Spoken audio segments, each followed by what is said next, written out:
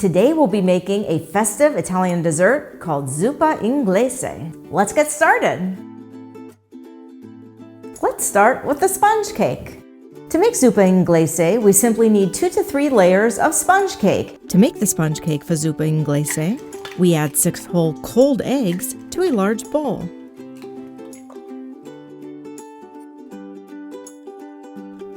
To that, we add granulated sugar and the zest from 1 lemon. The biggest mistake people make when whipping eggs is whipping eggs that aren't warm enough. So here we are just using cold eggs and simply adding 3 tablespoons of hot water right after we start whipping the eggs. Now I'm whipping the eggs at medium speed and I'm setting the timer for 15 minutes.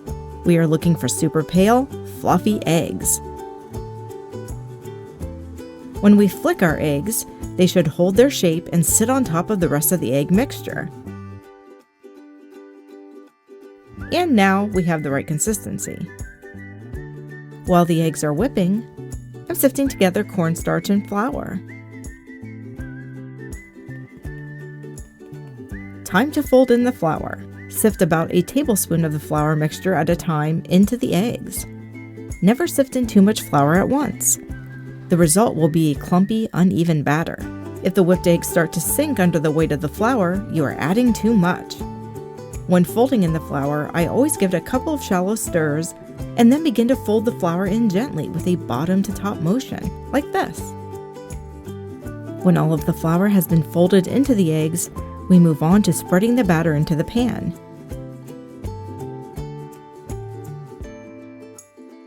Here I'm using a 15 by 12 inch or a 40 centimeter by 30 centimeter pan lined with parchment paper. I'm baking the sponge cake in a preheated 350 degree static oven for 15 minutes. That's 180 degrees Celsius. When your cake is finished baking, turn off the oven and leave the cake in the oven for 5 to 10 minutes to cool down slowly, leaving the door cracked if possible. This lets the cake cool slowly to minimize deflation. The Pan di Spagna originated during the Renaissance. In that recipe, only egg was used for leavening, just as we are doing in this recipe. If you're okay with a rectangular Zuppa Inglese, it's enough to make simply 1 sheet cake, and then cut it into layers. Here we wanted to make a square cake for a special occasion, and so we went ahead and made a second sponge cake in order to cut 3 square layers.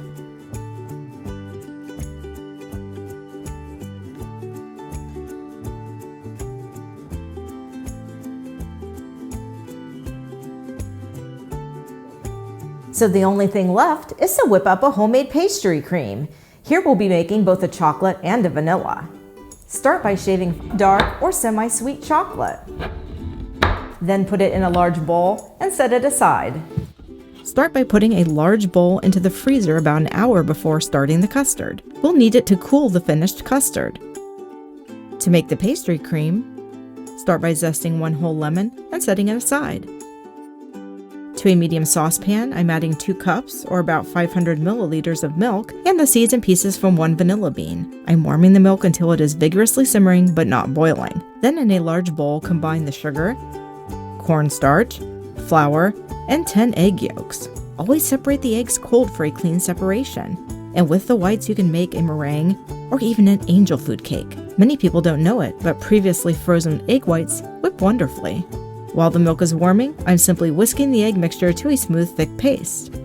When the milk is hot, remove the vanilla bean pieces, then add all of the hot milk a little at a time to the eggs, whisking vigorously.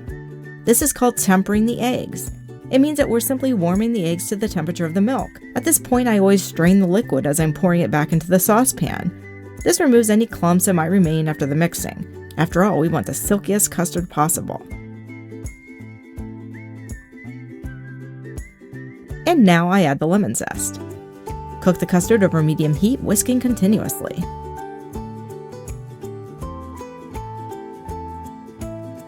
When the custard is thick and creamy, remove it from the heat. For this recipe, we'll be adding the warm, finished custard to 2 different bowls, splitting the custard evenly between the bowls. Add 1/2 of the custard to the bowl with the shaved chocolate and immediately whisk the custard in with that shaved chocolate until it's distributed evenly and smooth and creamy. And as for the rest of the custard, it's time to transfer it to the icy cold bowl and continue whisking. This time we're whisking to drop the temperature of the custard. This will produce the creamiest custard possible. As always, I've left the entire list of ingredients in the video description, along with links to any special equipment that I've used today. Lay the plastic wrap directly on top of the custard. Notice that I'm not just covering the whole bowl with plastic wrap, but rather laying the plastic wrap directly on top of the custard. This is to prevent any air between the custard and the plastic wrap from developing a skin on top of the custard. Let the custard cool for about 15 minutes and then pop it in the refrigerator to cool completely. And now it's time to assemble our Zuppa Inglese. Here I have 3 layers of cold sponge cake and vanilla and chocolate custard. We also need some kind of sweet red liquid to soak the sponge cake in. We use the traditional Alchermes liquor, which is flavored with cinnamon, cloves, nutmeg, and vanilla. And now it's time to inzuppare, or soak, the sponge cake. Here I have 300 milliliters of Alchermes, and I'm going to use 100 milliliters at a time to soak 1 layer of sponge cake, and then we'll see how it goes if we need more. To make this dessert non-alcoholic, try cherry juice or a simple syrup with red food coloring. Lay 1 slice of soaked cake onto the serving tray. Fill a pastry bag with all of the chocolate custard and add that custard on top of the first layer of cake.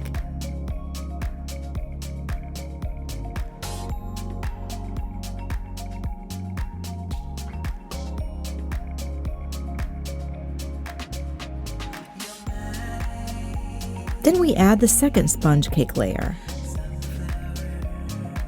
and top that with all of the vanilla custard.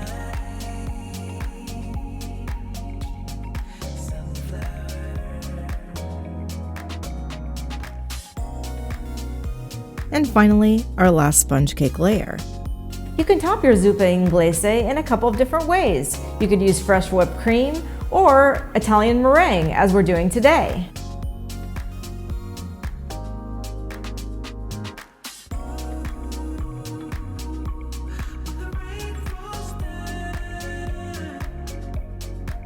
And now it's time to look inside and have a little taste of our beautiful Zuppa Inglese.